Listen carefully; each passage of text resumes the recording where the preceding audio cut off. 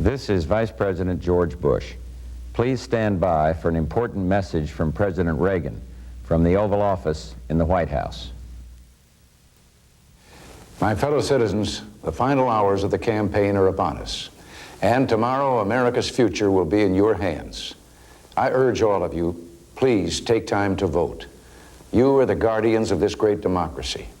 Tonight, I want to share with you my views about the issues that directly concern our future, the future of our children, and the future of this dream we call America. This election offers us the clearest choice in many years.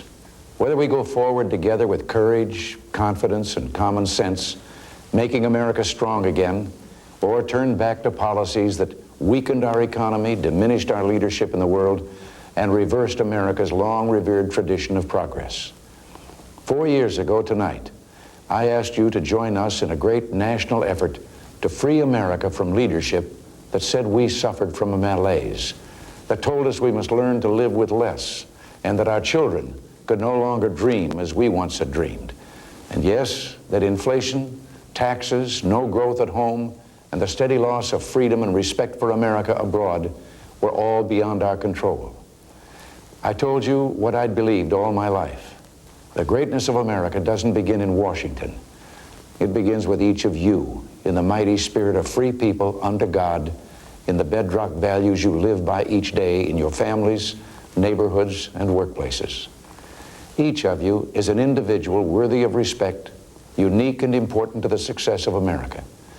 And only by trusting you, giving you opportunities to climb high and reach for the stars, can we preserve the golden dream of America as the champion of peace and freedom among the nations of the world.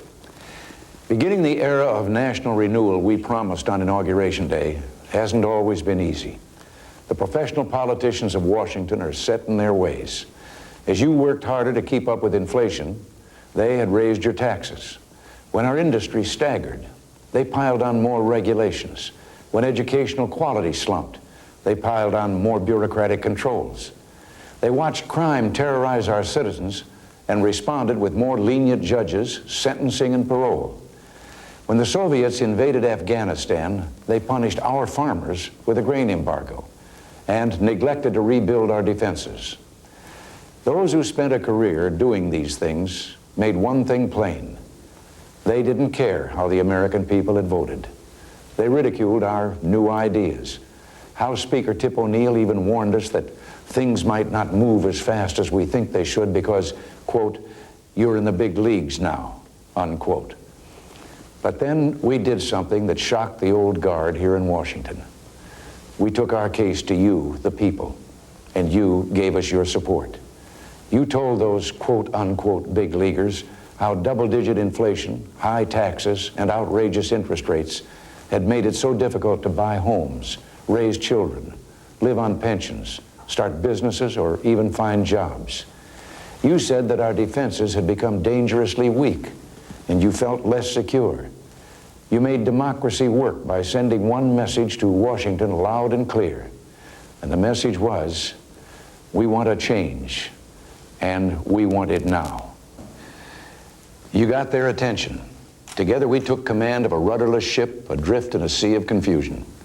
We reduced the growth of spending from 17% to 6%, reduced regulations and paperwork, cut your income taxes by 25%, and indexed the rates so government can't profit by driving you into higher tax brackets when you get a cost of living pay raise. We provided incentives to modernize older industries and start up new ones, reduced estate taxes for family farms and small businesses, reduced the marriage tax penalty, and increased the child care credit, the rate of return for small savers, and incentives for IRAs and Keogh contributions. We began to rebuild our defenses, which strengthened our alliances. We still have much to do to make our families more secure, to help many of you on our farms and in our inner cities or working in older industries not yet back on their feet. There'll be no final victory until we meet those challenges, until every American who wants a job can find a job, so that all of us are going forward together. But we can and will, because one fact is not debatable. America has made an amazing comeback. 4 years ago, inflation, taxes, interest rates, and crime were all going up. Tonight, they're coming down. Confidence, jobs, investment, growth, and achievement in our schools were all going down. Now, they're going up. The United States economy was dragging the world into recession. America was falling back.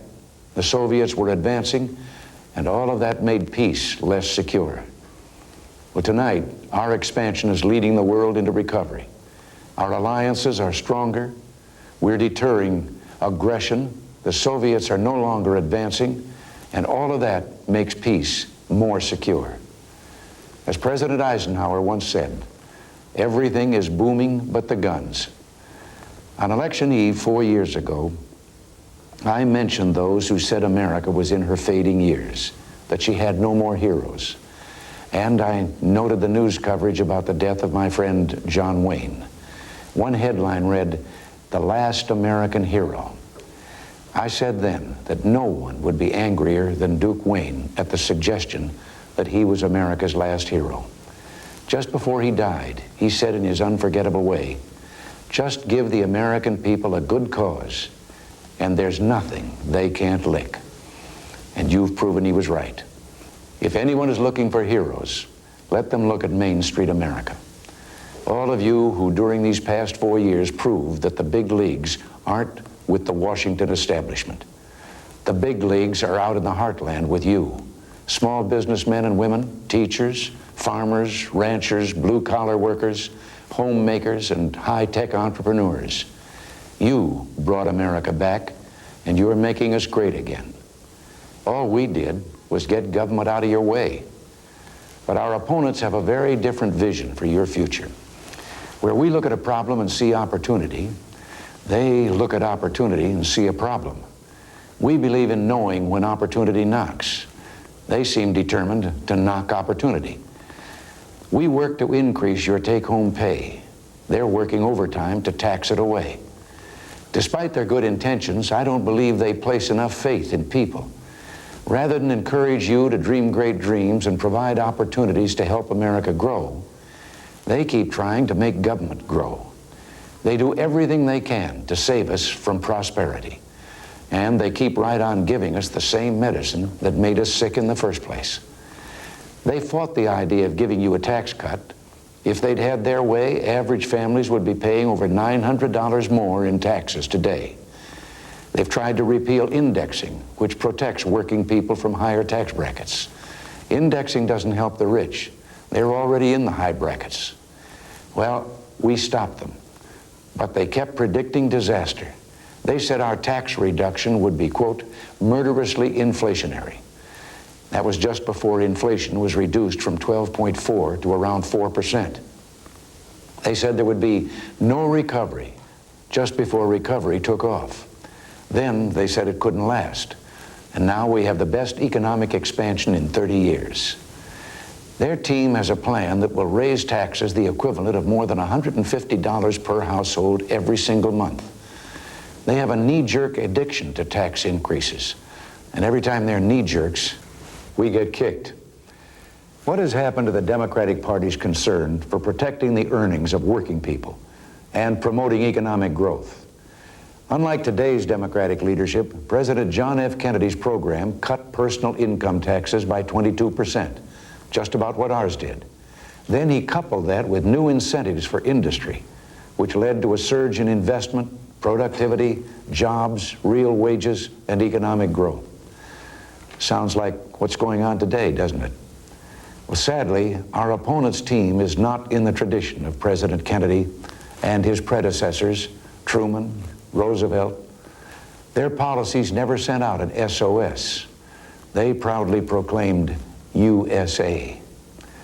Tomorrow, we can vote to go forward with an America of momentum or back to an America of malaise. Go forward with an economy that's robust or back to an economy that went bust. Go forward with morale up, jobs up, and inflation and taxes down. Or back to seeing things the other way around. Why raise our taxes when we can raise our sights? Why accept policies that ration our strength when we can vote for policies that build our strength? Let's walk together on the new path of hope and opportunity and work in a new spirit of patriotism to improve our neighborhoods and communities and build a better America. If the dream of America is to be preserved, we must not waste the genius of one mind, the strength of one body, or the spirit of one soul. Let us encourage all Americans, men and women, young and old, individuals of every race, creed, and color, to succeed and to be healthy, happy, and whole.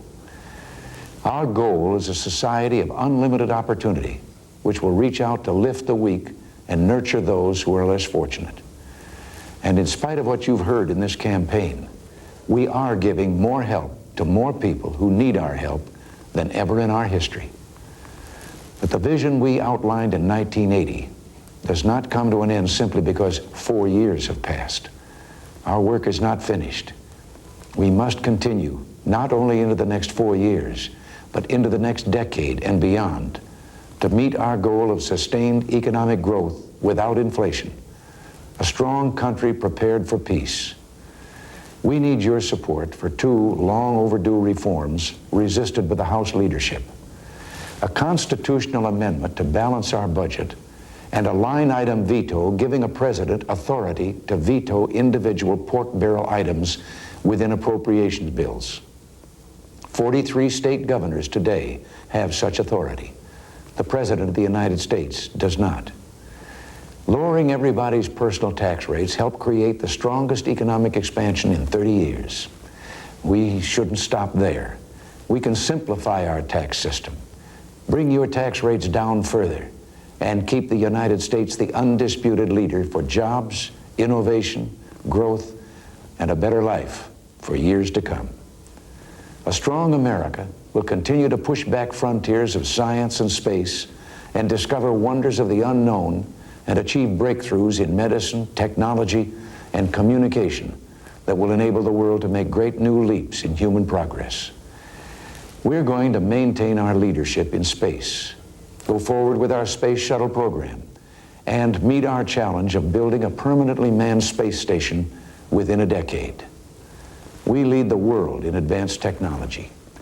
We can use our knowledge and economic power to modernize our older industries. If we give our workers the tools they need, they can outproduce, outcompete, and outsell anybody, anytime, anywhere in the world. Going forward together also means rebuilding the most distressed areas of our country. And that begins with getting your help to force that stubborn leadership in the House of Representatives to free our enterprise zone legislation it's had bottled up in committee for 3 years now. Then they should pass our youth opportunity wage to help teenagers learn skills and start climbing the economic ladder. We'll keep moving forward with our grassroots drive to restore in our schools needed discipline, emphasis on basics, merit pay for teachers, greater involvement by parents, and standards of excellence that again seek the best for America. Young Americans are trying harder, and test scores show they're doing better for the first time in 20 years. Their improvement should give us confidence America will become more productive and competitive in this fast-changing world. Our crackdown on crime, thanks to energetic support from citizens groups and local law enforcement agencies, has produced the sharpest drop ever in the history of the crime index. We intend to keep cracking down until your families and friends can walk your streets again without fear. And let's make a national commitment to save our children from the drug abuse that poisons their minds and bodies. We have always followed 2 tracks in our defense and national security policies. One is to reverse the decline in our military defenses and restore respect for America. The other, equally important, is to search for peace through the negotiation of real arms reductions. We're proud to say that in the past 4 years, not 1 inch of soil has been lost to communist aggression. By rebuilding our strength and making ourselves reliable again, we can keep this nation strong enough to protect freedom and peace for us, for our children, and our children's children. And one day, all nations can begin to reduce nuclear weapons and ultimately banish them from the face of the earth. This is our plan for the future. If you believe that America has made a new beginning, that we're moving forward again, but could move much faster and farther by ending the obstruction in that Congress, will you support us by sending us a Congress we can work with? One that believes in the same principles you do. A Congress that won't increase your taxes and spend our revenues uncontrollably. We can strengthen our economy, our security, and the values that bind us. We can build an America even greater in science, literature, and the arts, and improve the quality of life for all our people. We can keep faith with the God who has made and blessed us as no other people have ever been blessed. This is the world that can be for each child born November 6th, 1984. A world at peace and alive with freedom. A society of growth, opportunity, and progress. In speaking tonight of America's traditional values and philosophy of government, we must remember the most distinctive mark of all in the American experience. To a tired and disillusioned world, we've always been a new world. And yes, a shining city on a hill where all things are possible. Our alliances, the strength of our democratic system, the resolve of free people, all are beginning to hold sway in the world. We've helped nourish an enthusiasm that grows each day, a burning spirit that will not be denied. Mankind was born to be free. The tide of the future is a freedom tide. This, then, is our historic task. It always has been, to present to the world an America that is not just strong and secure, but an America that has a cause and a vision of a future where all peoples can experience the warmth and hope of individual liberty. Today, America travels again the road of increased self-government and personal freedom. What a change from only those few years ago when patriotism seemed out of style. I'm not sure anyone really knows when this new patriotism began or how it grew so quickly. Was it seed first planted that day our POWs, who had braved a horrendous captivity in North Vietnam, came home and said, "God bless America," and then actually thanked us for what we had done for them? Or maybe it was that unforgettable moment when, after 444 days of captivity, our hostages came home from Iran to breathe American freedom again. We've known great joy as when we welcomed back our soldiers and those students from Grenada, but also enduring grief from the loss of brave men on the Grenada rescue mission and on our peacekeeping mission in Beirut. Each gave his life for a noble cause. Each must be remembered and honored forever. I treasure a memory of a visit to Normandy where I met the boys of Pointe du Hoc. And later at Omaha Beach, I read from the letter of a loving daughter who had promised her father, a Normandy veteran, that someday she would go back there for him. She would see the beaches and visit the monuments and place flowers at the graves of his fallen comrades.